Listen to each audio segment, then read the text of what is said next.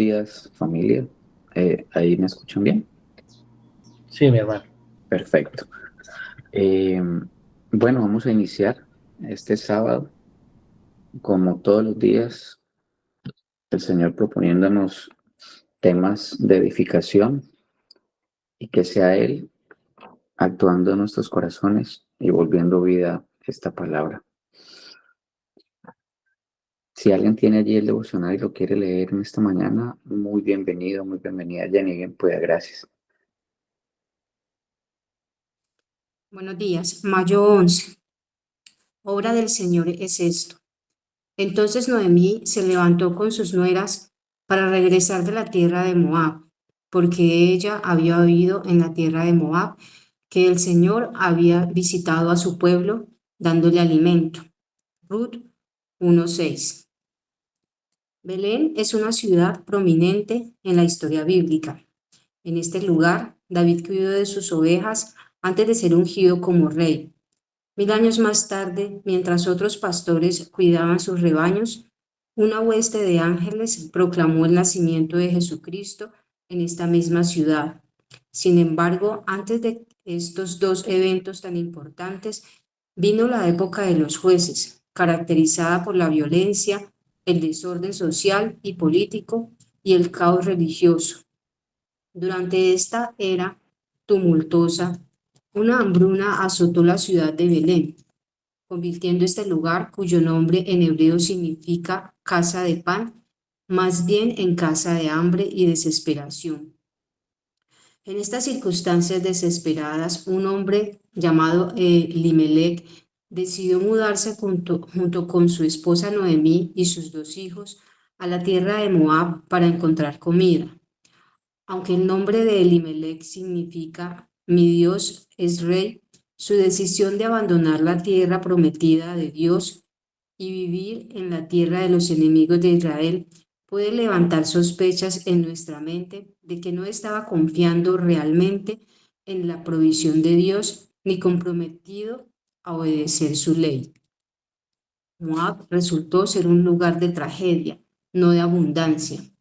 Elimelec y sus hijos murieron, dejando viuda a Noemí. Sin embargo, después de algunos años, un pequeño rayo de esperanza traspasó la oscuridad del dolor de Noemí. Recibió noticias de que de nuevo había comida en Belén. Dios había provisto para su pueblo en su tierra. Miles de años más tarde nos vemos tentados a pensar, a pasar por alto esta verdad. Dios provee lo que su pueblo necesita. Tal vez sabes esto en cuanto a tu salvación, pero qué difícil es olvidarnos de su provisión diaria. Tenemos ojos para ver lo que Él nos da y hace por nosotros en nuestra vida diaria. Nuestro corazón rebosa de agradecimiento al final de cada día por lo que Él ha hecho. Un ejemplo práctico de la provisión continua de Dios es el alimento que recibimos a diario. Nadie debería caminar por los pasillos de una tienda de abarrotes con mayor sentido de asombro y de gratitud que un cristiano. En última instancia, es Dios quien llena los anaqueles de la tienda y de nuestra despensa. Podemos decir mientras escogemos el huevo y la leche, obra del Señor es esto, admirable a nuestros ojos. Salmo 118:23.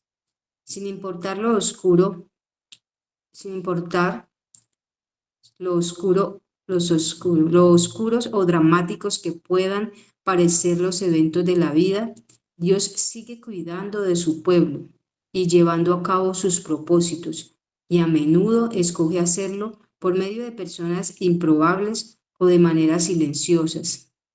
Él se había propuesto hacer grandes cosas por medio de Noemí y de su familia, y todo comenzó con el pan en Belén. También nosotros debemos abrir nuestros ojos para ver que la provisión de alimento de Dios nos señala hacia su provisión de nuestra mayor necesidad, nuestro Redentor Jesucristo, así como su provisión para nuestro más alto llamamiento, hacer buenas obras, las cuales Dios prometió, las cuales Dios preparó para que anduviéramos en ellas, para su gloria. Efesios 2:10. Para profundizar, Hechos 17, del 24 al 31. Gracias, mi hermana. Entonces, iglesia, vamos hoy a hablar acerca de la provisión del Señor y voy a iniciar leyendo unas preguntas del Catecismo Menor del Westminster para que nos ayude a poner como el piso de lo que vamos hoy a tratar. Dice la pregunta número 7, ¿qué son los decretos de Dios? Y la respuesta: los decretos de Dios son su propósito eterno, según el consejo de su propia voluntad, en virtud del cual ha preordenado para su gloria todo lo que sucede. Pregunta número 8. ¿Cómo ejecuta Dios sus decretos? Dios ejecuta sus decretos en las obras de la creación y la providencia. Vamos al 11. ¿Cuáles son las obras de la providencia de Dios? Las obras de la providencia de Dios son su muy santa, sabia y poderosa preservación y gobierno de todas las criaturas y de todas las acciones de ésta. Pregunta 19. ¿En qué consiste la miseria del estado en que cayó el hombre? Debido a su caída, toda la raza humana perdió la comunión con Dios, muerte espiritual. Está bajo su ira y maldición, nuestro gran problema, y expuesta a todas las miserias de esta vida, a la muerte misma, a los sufrimientos del infierno para siempre. Y la número 35 es, ¿qué es la santificación? La santificación es la obra de la libre gracia de Dios por medio del cual somos renovados en la totalidad de nuestro ser según la imagen de Dios y somos capacitados más y más para morir al pecado y vivir en justicia. Entonces, cada situación, cada exhortación, cada lágrima, cada sonrisa, absolutamente todo lo que ocurre en nuestras vidas, absolutamente todo es provisión del Señor con un propósito, y es que nos capacite cada día más y más para morir al pecado y para vivir para la justicia. Él es el que gobierna todo. Si hubiese algo en este universo que Dios no manejara, que Él no tuviera en control, ya no sería Dios. Entonces, todas nuestras vidas están bajo su control, pero nosotros somos responsables. Y Él utiliza absolutamente todo para su gloria. Vamos a ir a Hechos 17, del 24 al 31. Recordemos que Pablo estaba en Atenas, en el Areópago, dirigiéndose a los atenienses, a quienes les dijo que había observado que eran muy religiosos. Y después continuó diciéndoles en el versículo 23, porque pasando y mirando vuestros santuarios, hallé también un altar en el cual estaba esta inscripción: al Dios no conocido, al que vosotros adoráis, pues, sin conocerle. Es ese a quien yo anuncio. Aquí el Señor nos muestra que cualquier situación es un combustible para nosotros presentar el Evangelio de Cristo, que debemos estar muy atentos, mirando, escuchando sobre todo. Y en este último tiempo he aprendido una frasecita que ha sido muy útil cuando estoy hablando con las personas, y es: dime más. Es que los pastores son ladrones, dime más. Es que en la iglesia todos son hipócritas, dime más. Y ese dime más da oportunidad que la gente se exprese y a partir de allí poder presentar el Evangelio de la gracia y la misericordia de Dios y de la salvación, obviamente. Entonces, Pablo había visto los objetos de su adoración, se había fijado en sus altares, sus ídolos, sus templos. El hecho es que ese hermoso templo que llamaban el Partenón era un templo dedicado a Atenas, la diosa virgen de los atenienses. Había ídolos por todas partes y Pablo estaba observando que entre los ídolos había un altar y tenía esta inscripción: al Dios no conocido. Ahora, eso podía significar que los atenienses eran muy liberales y tolerantes y no querían excluir a ninguno de los dioses, de modo que cualquier extranjero que podría llegar podría adorar a ese Dios que ellos no conocen, creyendo que había sido construido para su Dios. Por otra parte, esto podría significar que reconocían que había un Dios a quien ellos no conocían. Muchos paganos, muchos impíos han reconocido que detrás de su idolatría hay un Dios vivo y verdadero, de quien no saben nada y a quien no saben cómo acercarse. Tienen tradiciones según las cuales en algún pasado oscuro y remoto sus antecesores de alguna manera u otra adoraron a ese Dios. Y este pudiera haber sido el caso de los atenienses. Pablo utilizó la idea de del Dios no conocido como un punto de partida para su mensaje. Así les dijo que quería hablarles de ese Dios a quien ellos no conocían.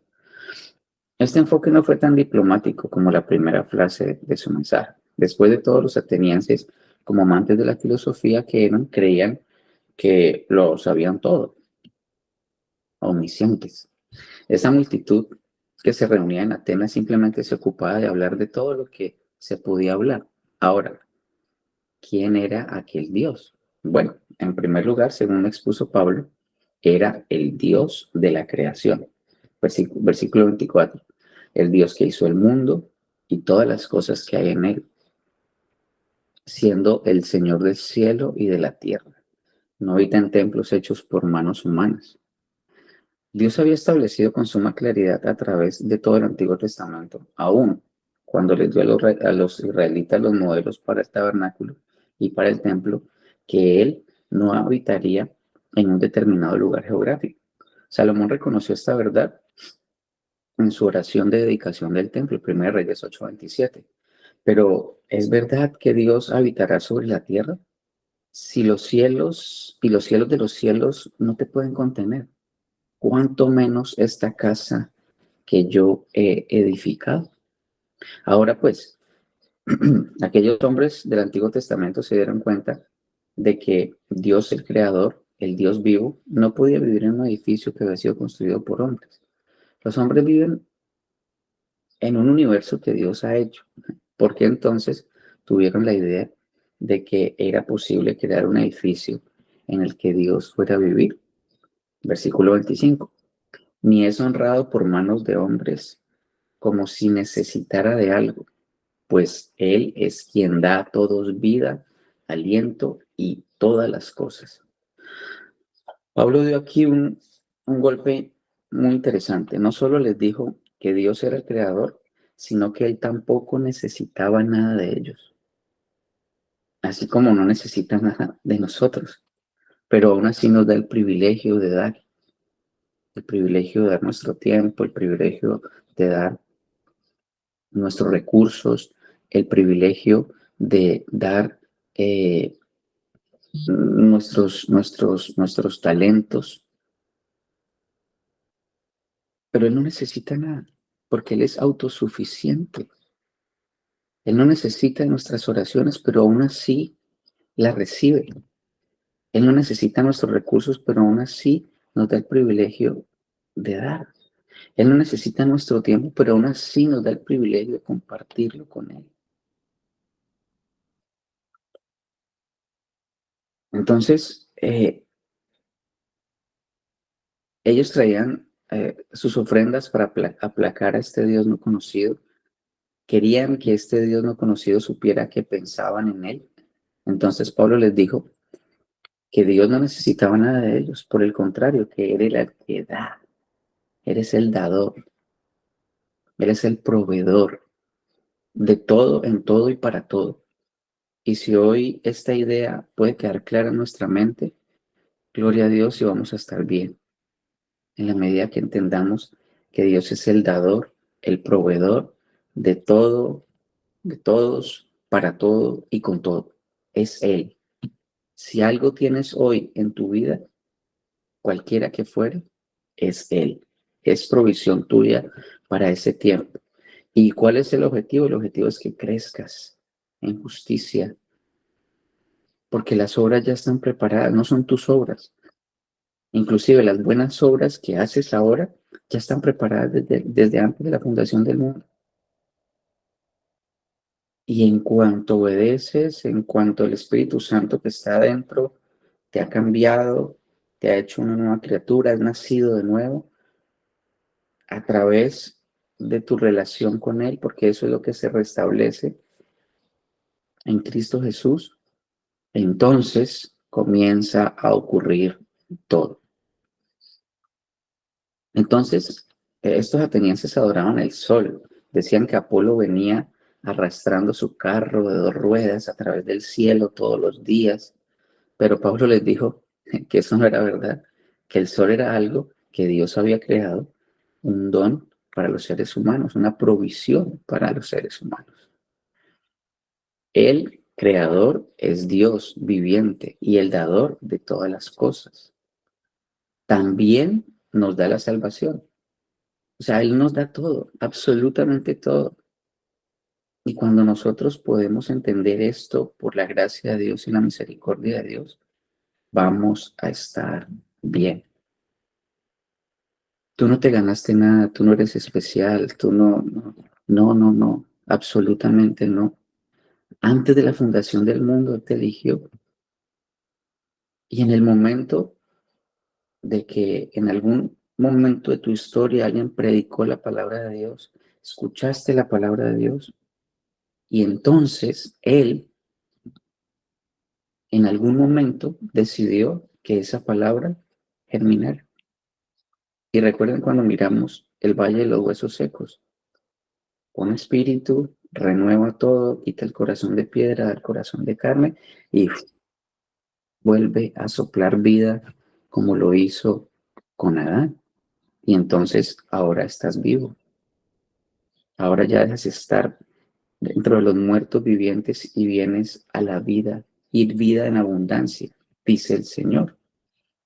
Entonces, continúa en el verso 26 y dice, de una sangre ha hecho todo el linaje de los hombres, para que habiten sobre la faz de la tierra, y les ha prefijado orden, el orden de los tiempos y los límites de su habitación. Se ha dado gran importancia a este asunto de una sangre, y dicho de otro modo, a partir de un hombre hizo todas las naciones. Dios ha creado una sola familia humana. Recuerden, no hay judío, no hay griego, hoy que hay tanto problema y lamentablemente tanto cristiano pensando que el pueblo de Israel como pueblo geográfico, natural, todavía tiene alguna, él dice, no, ya no hay judío, ya no hay griego, ya hay una sola familia, son todos aquellos que han nacido de nuevo. Entonces, ha creado una sola familia humana. Pero aquí no se habla de la hermandad universal. No, la única hermandad que la Escritura reconoce es la hermandad de los que están unidos a Cristo. Obviamente, hay otra hermandad que es aquella que es unida por el pecado, en el sentido que todos somos pecadores y destituidos de la gracia de Dios. Lo leímos ahorita en una de las preguntas que el Catecismo del Westminster nos presenta. Entonces, tú y yo somos de una misma familia. Punto. La palabra de Dios dice que nosotros vamos a tener cientos de casas y lamentablemente los fariseos creen que son escrituras con su nombre y apellido. No, es que como somos familia, cuando tú vas a otro lugar y encuentras un creyente, la puerta está abierta para ese creyente y allí vas a vivir y no te van a cobrar nada y vas a estar allí, vas a estar acogido, protegido. Y mi testimonio es ese. Yo llegué aquí a Virginia, no conocía a nadie. Mi familia de sangre nos sacó precisamente porque ellos no son creyentes. Ellos no sabían que nosotros éramos creyentes y nos sacaron. Y una familia nos acogió 6 meses. No pagamos un solo peso, a pesar de que quisimos dar, no mucho, pero lo quisimos dar y no recibió. Y tuvimos casa y se cumplió la palabra de Dios. Y eso ocurre alrededor del mundo, porque somos una misma familia, porque somos todos nacidos de una sola sangre. Entonces, en ese orden de ideas, Pablo también dijo que había colocado ciertas agrupaciones o razas humanas en ciertas localidades geográficas. ¿Sí? Recuerda, ha prefijado el orden de los tiempos, los límites de su habitación y ha puesto a hombres a habitar en toda la tierra.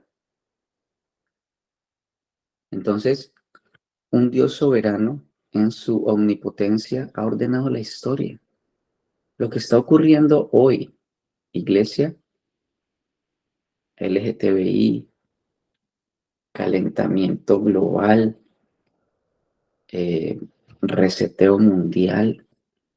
Hoy, por ejemplo, el gobierno de Estados Unidos, el Senado de Estados Unidos aprobó hace poco una ley en donde se penaliza cualquier persona que diga algo negativo de Israel. Es decir, cuando la palabra de Dios habla de lo impío, de lo necio que es ese pueblo, ya no se va a poder leer, ya no se va a poder enseñar. Mire cómo va todo allí. ¿Y sabe cuál fue la excusa? Que porque en las universidades los estudiantes judíos estaban teniendo como peligro y que los iban a matar. Y eso es mentira. Y usted sabe quién es el padre de la mentira. Pero el Señor aún así controla y usa todo para su gloria y el desarrollo de sus planes. Cristo viene, iglesia, Maranata. Si lo estás esperando, gloria a Dios. Si no, hoy es un buen día para arrepentirse. Entonces, ha ordenado la historia, es decir, los tiempos, determinado los límites, los lugares exactos para que las naciones habiten. No es coincidencia que tú estés en Colombia, no es coincidencia que tú estés en Miami, no es coincidencia que cada uno de nosotros esté donde esté. Él te ha puesto allí para que su luz brille, para que sigamos encontrando a sus hijos, no nosotros, recordemos, sino a través de la predicación del Evangelio, los, los hijos. Y él dice que cuando llegue el último, aparece nuestro Redentor, ya no como Salvador, sino como juez, implacable. Recuerden, tiene la espada en la boca. Esa misma palabra que nos está hoy regenerando, nos está hoy trayendo de las tinieblas a la luz admirable, esa misma palabra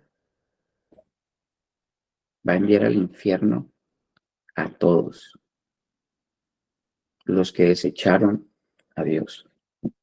Porque recuerden que Él se reveló a través de lo que hizo Romanos 1. Sus obras revelan que hay un Dios. De hecho, el 95% de los ganadores del premio Nobel, que son científicos, creen que hay Dios. El 95% de los ganadores del premio Nobel en letras son ateos.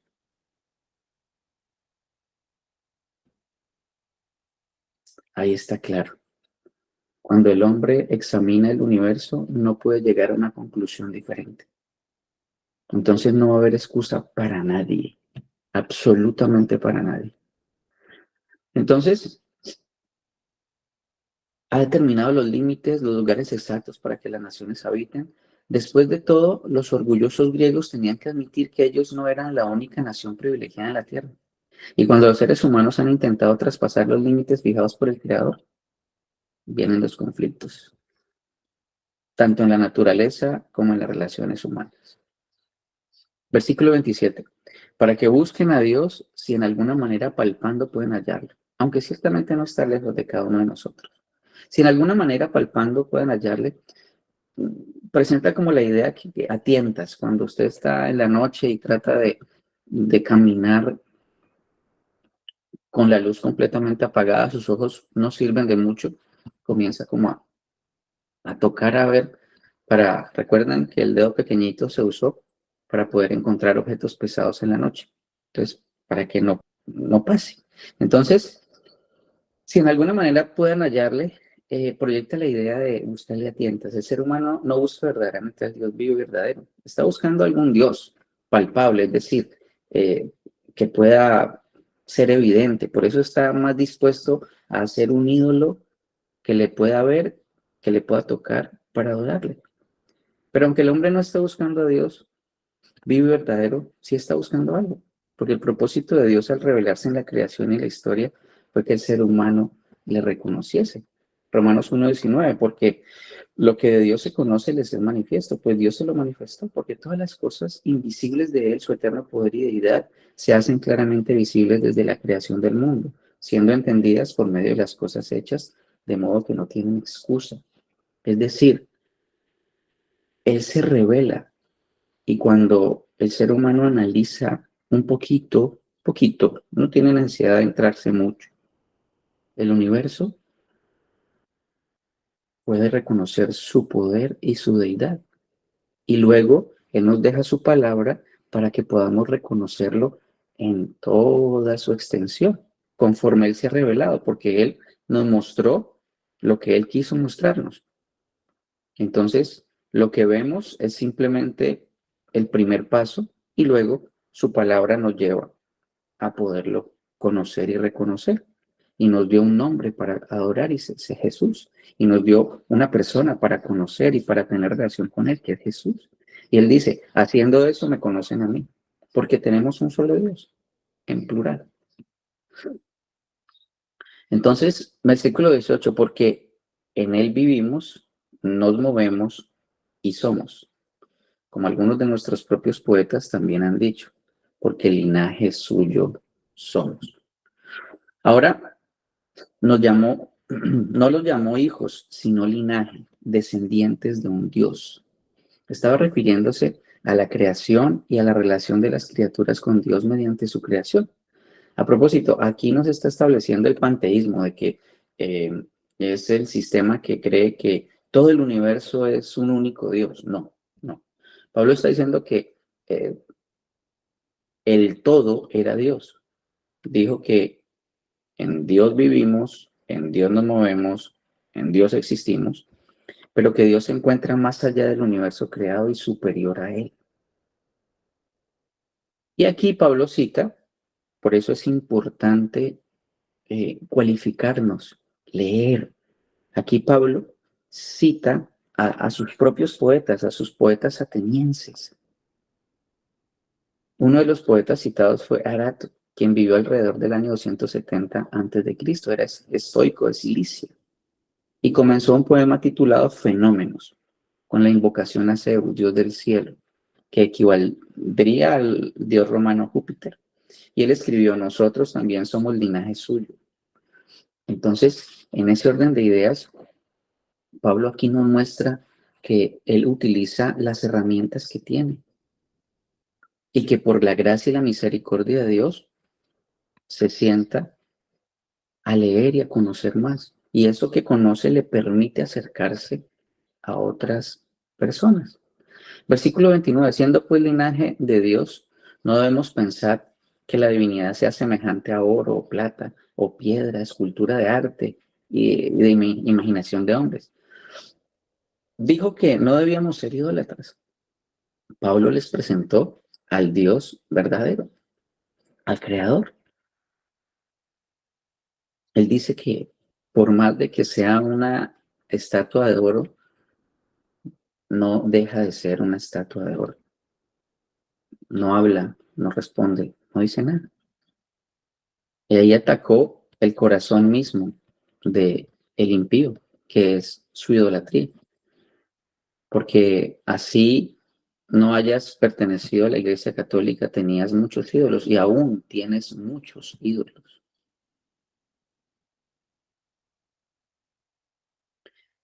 30. Pero Dios, habiendo pasado por alto los tiempos de esta ignorancia, ahora manda a todos los hombres en todo lugar que se arrepientan. Ya basta. ¡Pum! Se acabó. Hubo un tiempo cuando Dios dejó que el paganismo siguiera el curso, pero ahora la luz había venido al mundo y ahora Dios le pide a los hombres en todas partes que acudan a Él. Él que la luz crea, ahora Dios manda a que todos los hombres en todo lugar se arrepientan. Pablo les había presentado ya a Dios como creador en su obra pasada. Ahora les presenta a Dios como redentor en su obra presente. Entonces, en ese orden de ideas, vamos al versículo 31. Por cuanto ha estado establecido un día en el cual él juzgará al mundo con justicia por aquel varón a quien designó, acreditándolo ante todos al haberlo levantado de los muertos. Recuerden que solamente es encontrar la tumba de Cristo y toda nuestra teología cae. Pero él resucitó y la tumba está vacía. Gloria a Dios. Cuando Dios juzgue, será un juicio justo. El juicio vendrá por medio de un juez que tiene la señal de los clavos de la cruz en sus manos. ¿Recuerdan Apocalipsis? Todavía tenía esas señales. El apóstol Pablo siempre presentó la resurrección de Cristo.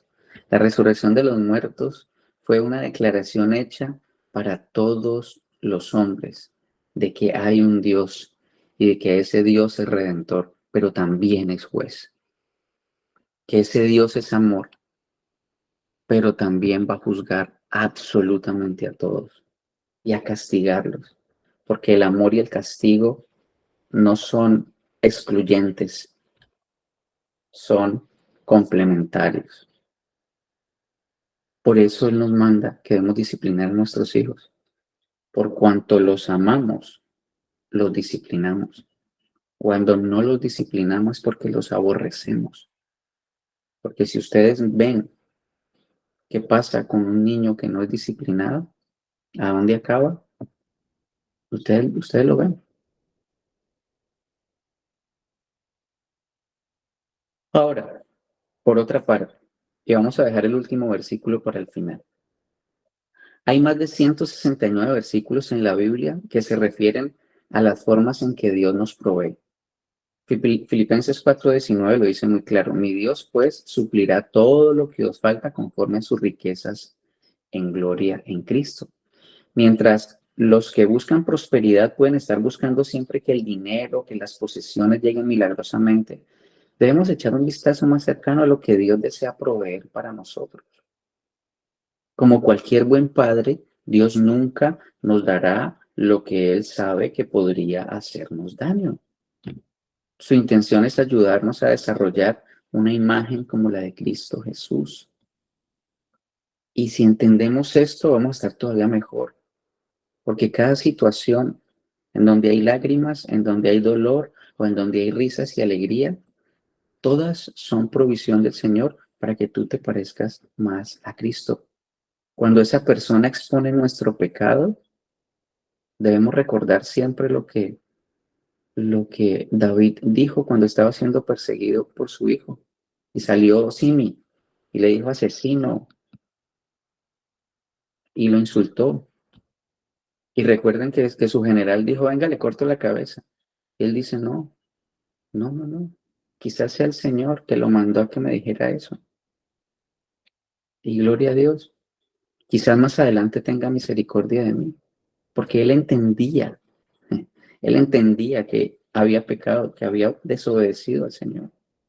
Y cuando tú entiendes que todos los días estás pecando, cuando tú examinas tu vida al final del día, todos los días, la conclusión debe ser esa. Y si no es esa, alguien va a decir y te lo va a decir. No nos gusta, pero realmente si hay una nueva criatura dentro de ti, dice que si el sabio me reprenda, es un privilegio. Es decir, debemos estar nosotros, los creyentes, deseando y anhelando que alguien nos diga que estamos haciendo mal para podernos parecer cada día más a Cristo. El ojo no ve para adentro, el ojo siempre ve para afuera. Por eso el Señor dice, mire, primero resuelva el problema suyo de la viga y luego trátele de quitar la motica al otro, porque esa es nuestra naturaleza. Entonces, en ese orden de ideas, debemos no, que el Señor nos permita tener ese sentir siempre de ser reprendidos, de ser exhortados. Porque si estoy siendo exhortado es porque primero alguien me ama, que es Dios, y está mostrando su misericordia a través de Él o a través de la situación que estás viviendo ahora. Y segundo, porque el Espíritu Santo dentro de mí me va a permitir aprender y cada día crecer más para que esas buenas obras que han estado preparadas desde antes de la fundación del mundo para que yo desarrollase a este lado de la eternidad sean. Marcos 5, 13, 14, Mateo 5, 13, 14, perdón. Vosotros sois la sal de la tierra, pero si la sal se desvanece, ¿con qué será salada? No sirve más para nada, sino para ser echada fuera y hollada por los hombres. Si la sal no sala, iglesia, somos la sal del mundo. Somos a lo que el mundo aborrece. Si el mundo te ama, algo está pasando. Luego dice, somos la luz del mundo. Vosotros sois la luz del mundo. Una ciudad asentada sobre un monte no se puede esconder. De modo que lleguemos a ser sal y luz. Somos quienes tenemos el privilegio de decir al mundo cuál es el camino, la luz, y cuáles deben ser los principios que deben regir a este mundo, la sal. Pero si tú te callas, mira lo que dice que va a pasar con la sal. Dios no quiere que lo veamos solo como una fuente celestial de posesiones materiales. El adquirir cosas no es el objetivo fundamental de esta vida. El mundo dice, el que termine el juego con más juguetes gana. No, esa es una mentira de Satanás. Ninguno de esos juguetes vas a poderlo llevar para la eternidad. Es más, todos esos juguetes se van a levantar en contra tuya el día del juicio. Entonces, Lucas 12:15 dice, y les dijo, mirad, guardaos de toda avaricia, porque la vida del hombre no consiste en la abundancia de los bienes que posee. Aquí Dios nos dice claramente, sí hay necesidades físicas, materiales, sí, lo sabemos, pero mira lo que dice Mateo 6:21. Donde está nuestro tesoro, allí está nuestro corazón. Él quiere que sepamos que este mundo no es nuestro hogar y que parte de lo que necesitamos es cambiar nuestro enfoque respecto a la vida eterna, mientras que aún estamos en esta vida. Porque él dice en Juan 17:3, ¿cuál es la vida eterna? Que te conozcan a ti, al único Dios verdadero, y a Cristo a quien has enviado. Entonces podemos vivir la vida eterna aquí y ahora, ya, en este instante, por cuanto eres una nueva criatura. Obviamente, si no has nacido de nuevo, no es posible. Es como pedirle a un niño de 2 años que salte un muro de 10 metros. Es imposible. Por eso cuando nosotros estamos interactuando con los creyentes y les decimos, por eso usted tiene que, usted tiene que, usted tiene que, no sé qué evangelio conoces, porque le estás pidiendo a un muerto que actúe como vivo. Imposible. Lo que tú tienes que hacer y lo que yo tengo que hacer es profetiza. Recuerde, hijo de hombre, profetiza. ¿Y qué es eso? Decir lo que el Señor dice. Preséntele la palabra de Dios. Y ya el Señor mirará qué hace con él. Y cada vez que lo vea, preséntele la palabra de Dios. Y cada vez que lo vea, y en sus acciones, porque recuerde que lo que yo digo debe estar con lo que yo hago, pues deben presentar al único Dios verdadero. Porque si yo digo lo que sea que diga, Señor, Dios, Jesús, infierno, nueva criatura, y actúo como cualquier otro impío, pues ahí hay problema. Dios se preocupa por cada parte de nuestro ser, espíritu, alma y cuerpo. Así como las facetas de su carácter son infinitas, de igual manera, las formas que Dios nos provee van más allá de lo que podemos entender. Efesios 3:20. Y aquel que es poderoso para hacer todas las cosas mucho más abundantemente de lo que pedimos o entendemos, según el poder que actúa en nosotros. Podemos confiar en su bondad, en su dirección y cuidado pastoral para hacer más por nosotros de lo que jamás podríamos lograr con nuestros propios medios. Dios provee un camino para que podamos desarrollar una relación íntima, familiar y de obediencia con Él, para que juntamente con otros podamos entrar a la calidad de vida del Salmo 23. Salmo 23. ¿Quién se acuerda? El Señor es mi pastor, Nada me nada faltará. me faltará. Amén. Entonces, allí, en ese momento, allí es a donde el Señor nos quiere llevar. El Señor es mi pastor. ¿Me está pasando esto? El Señor es mi pastor. Es la provisión del Señor ahorita. Y gloria a Dios. Porque esto me va a hacer más parecido a Cristo. Gloria a Dios. Pero no, ay, qué dolor, qué tristeza. No, ¿por qué yo? ¿Por qué a mí? No, no, eso te va a hacer más parecido. Si eres nuevo. Y si no has nacido de nuevo, pues probablemente eso sea lo que necesites para poder hacer lo que Noé hacía, para mirar hacia afuera, que era mirar el huequito que había arriba, la ventanita que había arriba. Entonces, en la oración del Padre Nuestro, Jesús enseña a sus discípulos a pedir la provisión nuestra, dependencia de Dios. Se afirma cada vez que oramos. El pan nuestro de cada día, dánoslo hoy. Mateo 6, 24, 25. Ninguno puede servir a dos señores, porque o aborrecerá al uno o amará al otro, o estimar al uno o menospreciar al otro. No puede servir a Dios y a las riquezas. Aquel que sirve al mundo, pero también quiere servir al reino de los cielos, es algo incompatible, no existe. Pues los estándares del reino de los cielos se oponen con los estándares del reino de las tinieblas. No es posible, o sea, físicamente no es posible. No hay una comunión entre ellos. Y finalmente, va a elegir a uno y aborrecer al otro. Y ya sabemos normalmente a quién eligen nuestro corazón necio. Por tanto, no os afainéis por vuestra vida, qué habéis de comer o qué habéis de beber, ni por vuestro cuerpo, qué habéis de vestir. ¿No es la vida más que el alimento, el cuerpo más que el vestido? Jesús dice a sus discípulos que no se preocupen por la comida o por el vestido. El Padre conoce nuestras necesidades. Él desea una relación de pacto con nosotros. Eso incluye el confiar en Él para suplir nuestras necesidades diarias y buscar primero el reino de los cielos y su justicia. Y todas estas cosas se añadidas, Mateo 6:33. Mira, buscar primeramente el reino de Dios y su justicia, y por todo lo que te preocupas, por todo lo que te angustia, por todo lo que vives, dice que vendrá para añadidura, pero lamentablemente no lo creemos. No lo creemos porque si lo creyéramos, de verdad viviríamos unas vidas completamente diferentes. Y mira lo que dice Apocalipsis 21:7. El que venciere heredará todas las cosas y yo seré su Dios y él será mi hijo.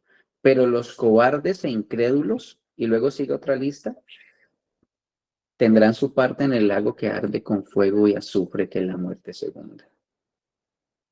Incrédulos.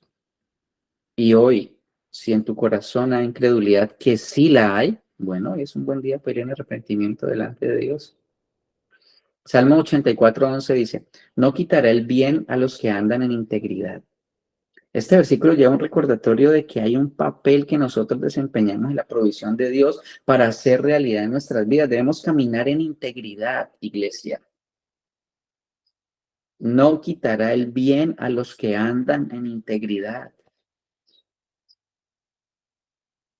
Ahí está claro. No aquellos corazones de que hoy sí, mañana no, en este momentico sí, mañana no. Somos espectaculares dando consejos, pero cuando vienen las situaciones en nuestra vida estamos totalmente tirados en el piso y acabados porque pobrecito de mí. Nada de lo que estés viviendo hoy se puede comparar con lo que está sufriendo otra persona. Hay personas en este momento que están degollando por presentar en el Evangelio. Hay personas aún no creyentes que están siendo violadas, maltratadas, asesinadas, están acabando con sus familias. Y tú estás completamente abatido porque no pudiste pagar el recibo, porque, no sé, el trabajo, lo que sea, no sé, tus hijos, lo que sea. No, no. Pedís y no recibís, porque pedís mal para gastar en vuestros deleites. Dios ve el corazón y la motivación de nuestras oraciones son importantes para Él. Recuerda que en últimas, el problema está aquí. Yo puedo estar haciendo algo que estaría bien delante de los ojos de Dios, pero con una motivación errada. Puedo estarle dando comida a los que necesitan y gloria a Dios, está bien, pero con una motivación errada, para que me vean, para que me den votos, no para la gloria de Dios. Debemos caminar en integridad. Pedís y no recibís porque lo malgastás. Nuestras oraciones se levantan casi siempre en dirección a la provisión de alimento, vestido y las necesidades físicas de la vida, pero muy poco aquellas necesidades espirituales que son básicas para vivir en integridad. Él nos proporciona paz, Juan 14:27, la paz os dejo, mi paz os doy.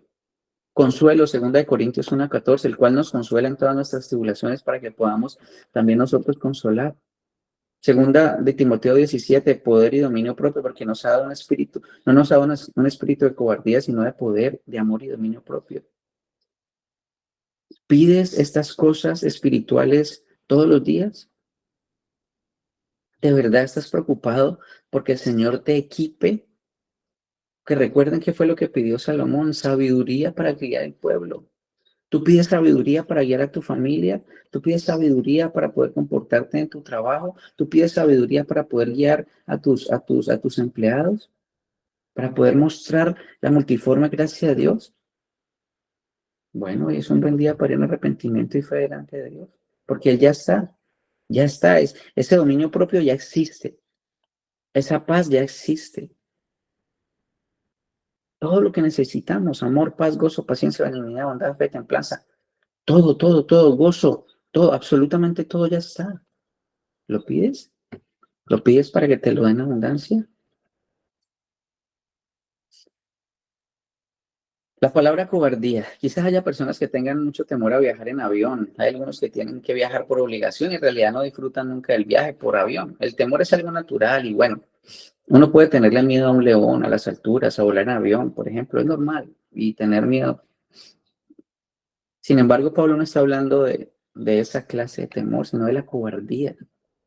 Dios no nos ha dado un espíritu de cobardía, sino de poder y de dominio propio. Este dominio significa disciplina. Es decir, que Dios no quiere que la derrota sea parte normal de la vida del creyente.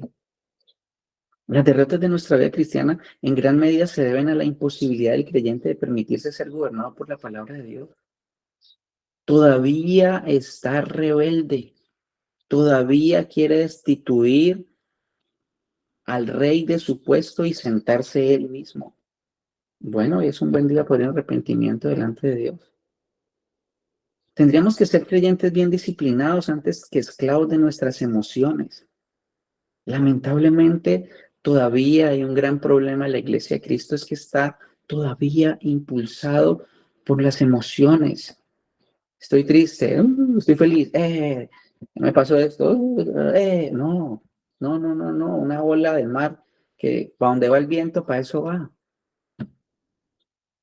Los creyentes no debemos estar motivados por nuestras emociones no pueden dominarnos. Por el contrario, tenemos que ser, mire lo que dice 1 Corintios 9:27, Pablo, sino que golpeo mi cuerpo y lo pongo en servidumbre.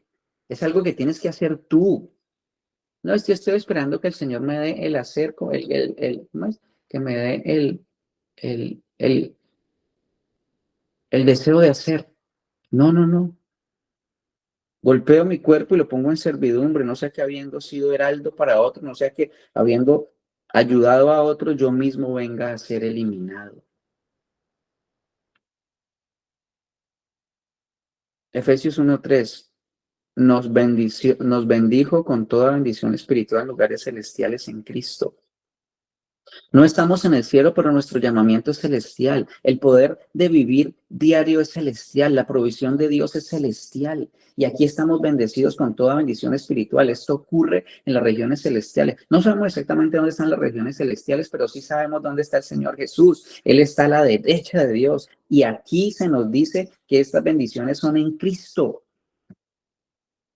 Debemos enfatizar que aquí no se dice que estas bendiciones están con Cristo. No, no, no. Ahora mismo usted y yo estamos sentados en Cristo, al estar unidos a Cristo. Cuando alguien nos pregunta, ¿va a ir al cielo algún día? La respuesta generalmente es sí. Sí, así lo espero. Pero cuando leemos este versículo, si usted va a ir al cielo en un sentido espiritual, ya se encuentra ahí porque estamos unidos a Cristo. Y por cuanto Cristo está a la derecha de Dios, nosotros estamos a la derecha de Dios espiritualmente. Él ha bendecido en las regiones celestiales y usted se encuentra allí. Cada creyente tiene a su disposición lo que necesita para vivir para su gloria allá en la eternidad y aquí a este lado de la eternidad. Tienes todo lo que necesitas, la provisión de Dios para que vivas conforme a su voluntad, la tienes, porque Él lo dice, punto. Sea cual fuere el estado físico en que nos encontremos, podemos estar contentos con el Señor. Filipenses 4:12, sé vivir humildemente y sé tener abundancia. En todo y por todo estoy enseñado, así para estar saciado como para tener hambre, para tener abundancia como para tener necesidad. Todo es provisión del Señor. Y eso no va a ser para siempre. La situación que tienes ahorita, sea cual fuera, no va a ser para siempre. Porque esa te va a enseñar algo para que te parezca más a Cristo y vamos a avanzar. El Señor te va a hacer avanzar. Gálatas 1:15. Pero cuanto agradó a Dios, que me apartó desde el vientre de mi madre y me llamó por su gracia. Jeremías 1:5, antes de que te formases en el vientre te conocí y antes que nacieses te santifiqué. Esto nos da una garantía que el amor de Dios y la dirección de Dios, la provisión de Dios empezaron antes de la concepción, para ti y para mí, para su iglesia, para todo aquel que en él cree. Qué regalo es saber que Dios se ha involucrado en nuestras vidas desde el mismo comienzo. Su amor por nosotros incluye su deseo para nuestro mayor bien. Él es verdaderamente Jehová Jireh, el Señor que provee. Por cuanto Dios amó de tal manera al mundo, dio a su Hijo unigénito para que todo aquel que en él cree no se pierda. Entonces, por cuanto nos ama, la provisión que provee para nosotros, sin excepción, es para que nos parezcamos cada vez más a Jesús. Sin importar lo oscuro o dramáticos que puedan parecer nuestros eventos de la vida, Dios sigue cuidándote, protegiéndote y llevando a cabo sus propósitos. Padre Celestial, te damos infinitas gracias por esta mañana, Señor. Ayúdanos a reconocerte a través de la provisión que nos das, Señor. Ayúdanos a entender el propósito de la provisión, Señor. Ayúdanos a reconocer a dónde estábamos, de dónde nos sacaste, a dónde estamos ahora y a dónde vamos a estar en el futuro, Señor. Ayúdanos a vivir para tu gloria, Padre Santo. Ayúdanos a ser siervos útiles, Señor.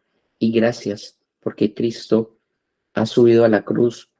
Tú lo mataste, tú lo acabaste, tu ira cayó sobre él para evitar que cayera sobre nosotros. Tú lo abandonaste en la cruz para evitar abandonarnos a nosotros.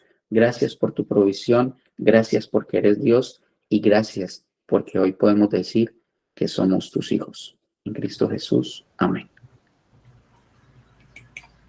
Y amén. Y amén.